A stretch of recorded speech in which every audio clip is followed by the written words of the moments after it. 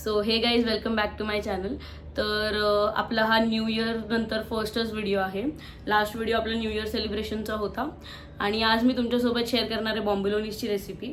आता बॉम्बिलोनीज हल्ली मी सध्या खूप व्हायरल सुरू होते आणि जेव्हा ते फर्स्ट टाइम व्हायरल झालेले तेव्हा मला वाटतं 2 वेळा ट्राय केलेले आणि ते दोन्ही वेळा म्हणजे पाहिजे तितके नीट नव्हते झाले. कधी 50% करेक्ट होते तर कधी 70%. तर मी हे थर्ड टाइम ट्राय करते. तर बघूया म्हणजे हे सक्सेसफुल होत आहेत की फेल होत आहेत. इफ ते फेल झाले तरीही मी तुमच्यासोबत शेअर करणार आहेच आणि सक्सेसफुल झाले तर वेल अँड गुड. तर आता हे कसे बनत आहेत ते पाहण्यासाठी व्हिडिओ एंडपर्यंत नक्की पहा आणि चॅनलला लाईक, कमेंट, शेअर आणि सबस्क्राईब करायला विसरू नका. तर आता सर्वात पहिलं जे बॉम्बिलोनीच्या आतमध्ये स्टफिंग जातं चॉकलेटचं गनाश ते बनवायचं आहे. बिकॉज ते बनवून थोडा वेळ सेट करत ठेवावं लागतं.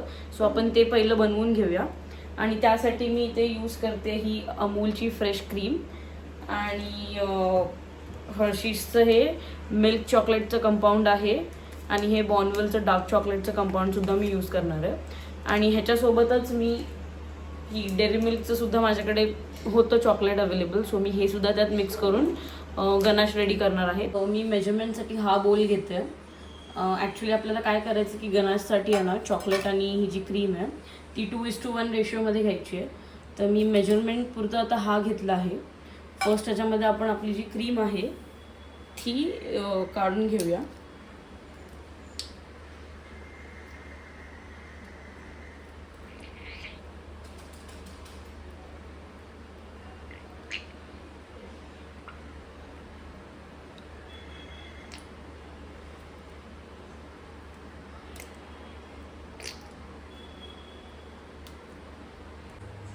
आणि हे आपले चॉकलेट कंपाऊंड्स. आता हे जितके असतील त्याच्याहून थोडंसं कमी म्हणजे ह्याच्यापेक्षा जेवढं आपलं चॉकलेट आहे त्याच्याहून अर्धी आपल्याला क्रीम यूज करायची आहे. म्हणजे ते त्या हिशोबाने तो गनाश थोडं थिक होतं. आता ते लिक्विडी झालं ना तर मग त्याचा यूज होत नाही. मग ते फिलिंग केल्यावरती खूप मेसी होतं ते. तर आता आधी आपण हे चॉकलेट बघणार आहोत किती आहे. त्या क्वांटिटीच्या हिशोबाने आपण क्रीम ॲड करायची.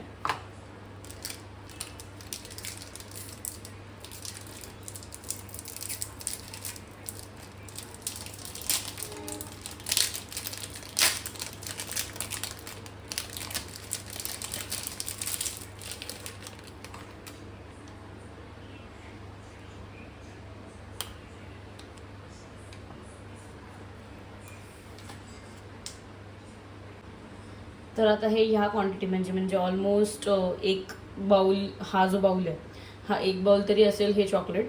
तर आता हा जर आपण एक बाउल चॉकलेट यूज करणार आहोत तर ह्याच्यासाठी ह्याच बोलमध्ये 1/2 कप आपल्याला क्रीम यूज करायची आहे. अँड मोस्टली हे मेल्ट करण्यासाठी डबल बॉयलर मेथडसुद्धा आपण यूज करू शकतो. पण माझ्याकडे मायक्रोवेव्ह आहे सो मी हे डायरेक्टली थोडंसं अनसॉल्टेड बटर ॲड करणार आहे आणि 30 सेकंड्स मायक्रोवेव्हमध्ये ठेवणार आहे. बिकॉज मग ते आपोआप 30 सेकंड्समध्ये मेल्ट होतं. तर ते डबल बॉयलर मेथडने खूप टाईम कन्झ्युमिंग आहे. सो आता आपण हे आधी मेल्ट करून घेऊया. तर आता हे आधी आपण मेल्ट करून घेऊया.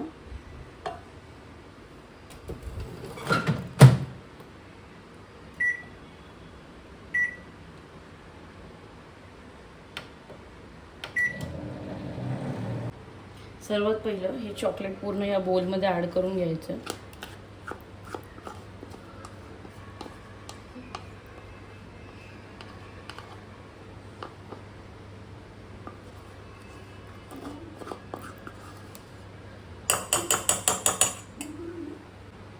इथे आता मी हे जे विस्क आहे ते घेते आणि या विस्कनी ना हे थोडंसं फेटून घेते हलक्या हाताने.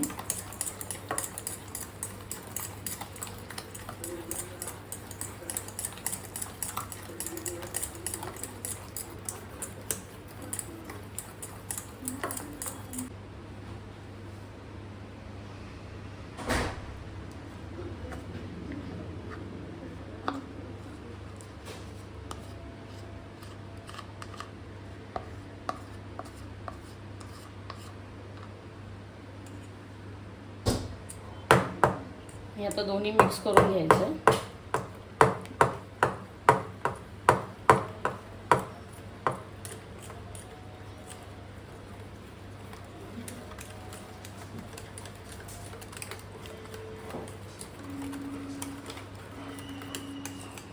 आपली स्टफिंगसाठी जे मी बनवलं आहे चॉकलेट गनाश, हे आता ह्याचं असं काहीसं टेक्स्चर आहे. आता ह्याला आहे ना आपण मिनिमम 2 to 3 आवर्स रेफ्रिजरेट करणार आहोत. नॉट इन फ्रीझर, तुम्ही फ्रीजमध्ये खाली ठेवलात तरी चालेल. ओव्हरनाईट ठेवलात तर एकदम उत्तम, एकदम छान ते सेट होऊन येतं ओव्हरनाईट रेफ्रिजरेट करून. आणि इफ तुमच्याकडे वेळ कमी असेल तर तुम्ही 2-3 ताससुद्धा ते रेफ्रिजरेट करू शकता. आता इथे मी घेते हे अप्रॉक्स 1.5 कप मैदा, that is all purpose flour.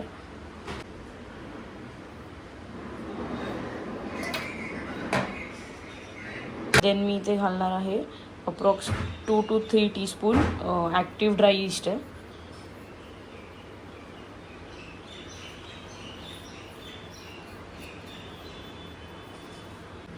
Then मी आज ॲड करणार आहे ही पावडर्ड शुगर, जास्त नाही, 1 टीस्पून इतकी. नेक्स्ट मी आता ॲड करते हे सॉल्ट. मिल्क ॲड करून एक रफ डो बनवून घ्यायचा आहे.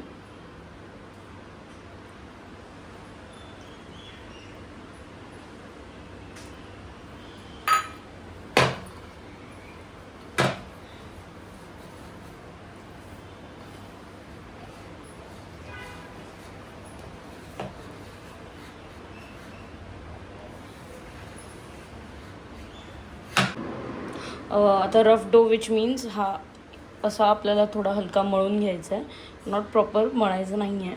आता ह्यामध्ये हे जे सॉफ्ट अँड बटर आहे ते आपल्याला ॲड करायचं आहे पूर्ण. मी ते अप्रॉक्स 50 ग्रॅम्स, तिथं 40-50 ग्रॅम्स घेतलं असं, म्हणजे तुम्ही तुमच्या जे डो आहे त्याच्या क्वांटिटीच्या हिशोबाने ठरवू शकता. एकदा प्रॉपर नीट करून घ्यायचं आहे. आता हे जे बॅटर आहे ते आपल्याला प्लॅटफॉर्मवर ट्रान्सफर करायचं आहे अँड ह्याला चांगलं 20-21 मिनटं मळायचं आहे. ॲटलिस्ट त्याची एक कन्सिस्टन्सी असते, ती येईपर्यंत आपल्याला हे खूप जोर लावून ह्या पार्टने मळावं लागतं. आता मी तुम्हाला दाखवते हे.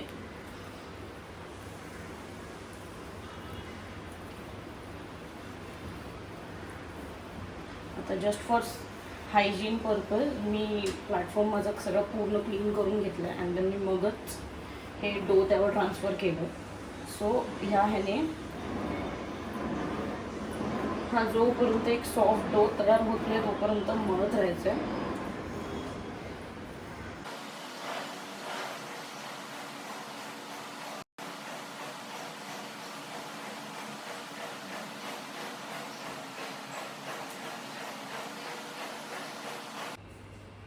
बघा, now we have achieve the proper consistency, म्हणजे आत्ता कुठे जाऊन ते प्रॉपर झालं आहे.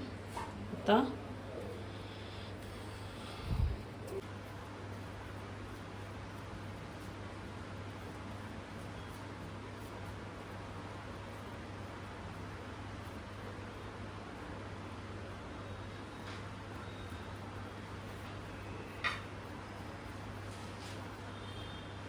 हे आता 1 आवरसाठी राईस करत ठेवायचे.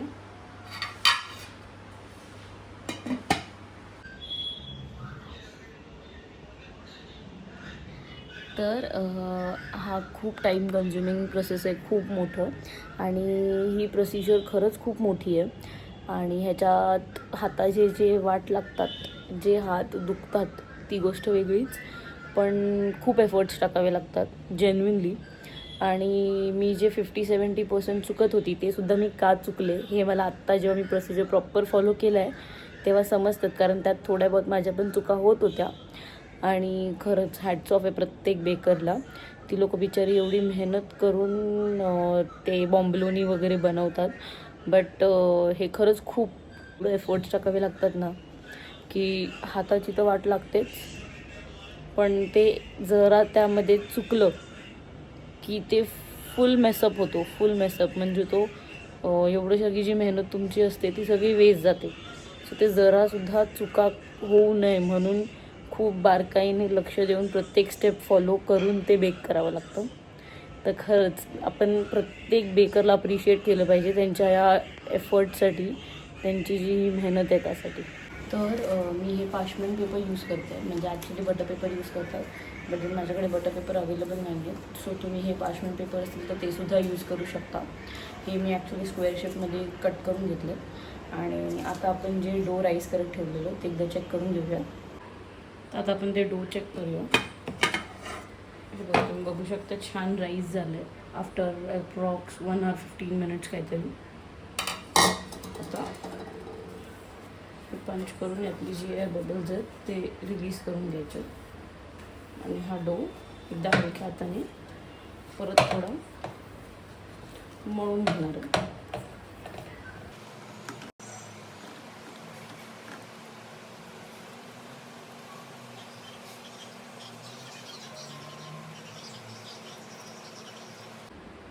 आता हे जे डो आहे ह्याला आपल्याला इक्वल पार्ट्समध्ये कट करून घ्यायचं आहे.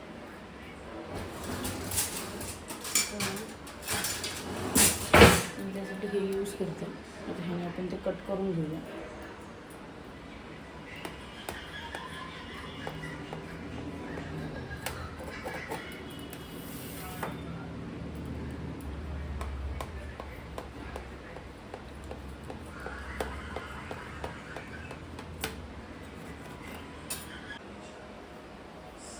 आता ह्याला छान शेप देऊन घ्यायचं.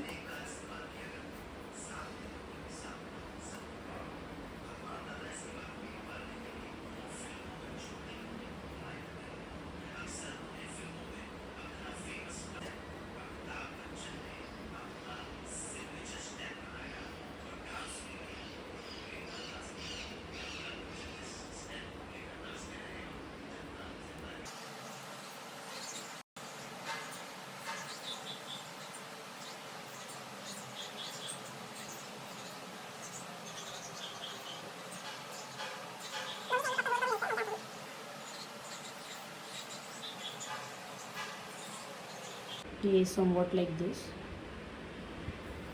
असेच हे जे बाकीचे आहेत ना ते सुद्धा आपल्याला रोल करून घ्यायचे हलक्या हाताने.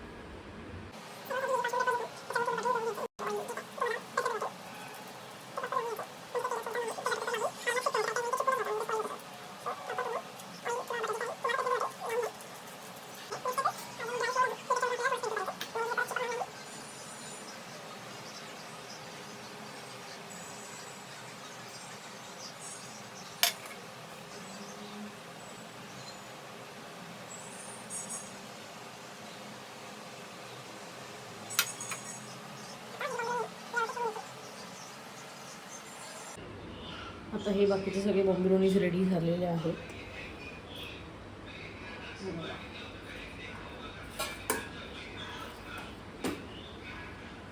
हे आता अप्रॉक्स 30 minutes आपल्याला परत राईस होत ठेवायचे छान. त्यानंतर आपण ह्याला फ्राय करणार आहोत.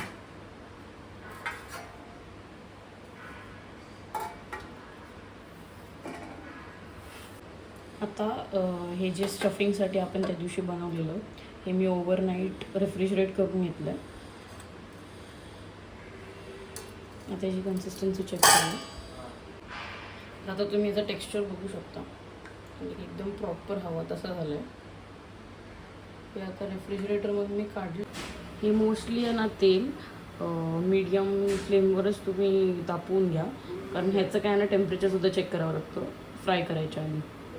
सो ते बेटर तुम्ही मीडियम ह्याच्यावरतीच थोडं तेल तापवून घेतलं तर ते ओव्हरकुक होणार नाही.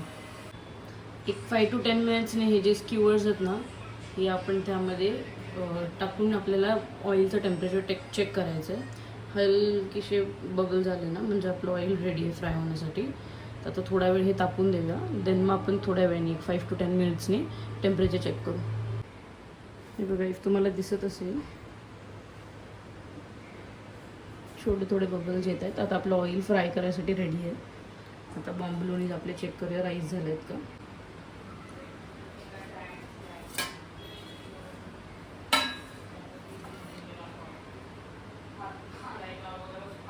हे आता फ्राय करून घेऊया. आता हे बॉम्बिलोनीज फ्राय करून घेऊया.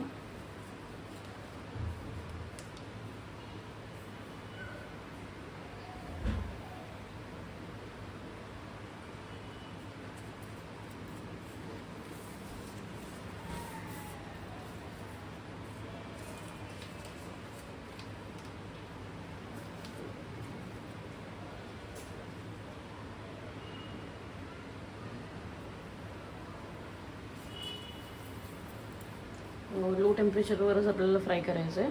Each side 4 minutes. तर आता हे बॉम्बिलोनीज तर रेडी आहे. हे आता आपण काढून घेऊया प्लेटमध्ये एका.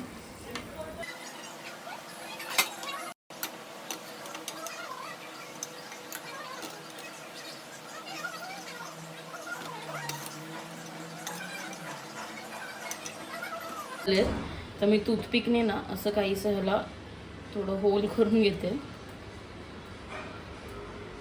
लेट्स सी आता हे फायनल लुक ह्यांचा कसा टर्न आउट होतोय तो.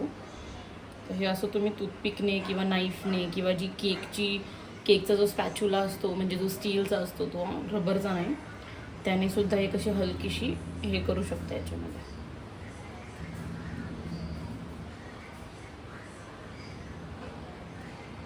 याने की तुम्ही ह्याच्यात स्टफिंग भरू शकाल.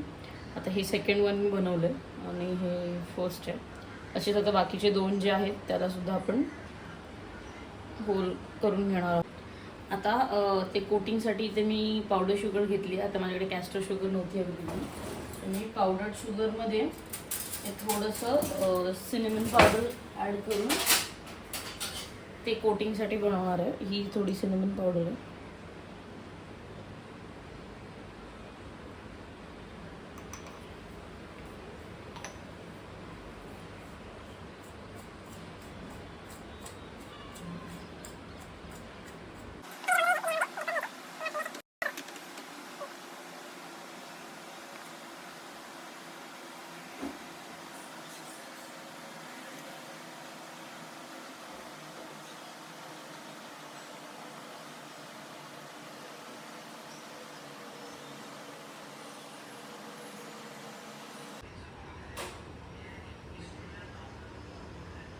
रेडी झालेले आहेत, तुम्ही बघू शकता. आता हे मी जसं की सांगितलं, मी हे 3rd टाइम ट्राय केलेत. तर आधीपेक्षा तरी थोडे बेटर झाले तसं मला वाटतंय. आणि हे फ्राय केल्यावर जे प्रॉपर व्हाईट लाईन्स येतात तसं मला बहुतेक जमलं नाही आहे, बट मी ते इम्प्रोवाईज करण्याचा पूर्ण प्रयत्न करेन. तुम्ही मला कमेंट सेक्शनमध्ये नक्की सांगा की हे 3rd टाईमसुद्धा हे फायनल फेल आहे की सक्सेस आहे ते. आणि व्हिडिओ एंडपर्यंत प्लीज नक्की पहा आणि चॅनलला लाईक, कमेंट, शेअर आणि सबस्क्राईब करायला विसरू नका. That's it. Bye bye.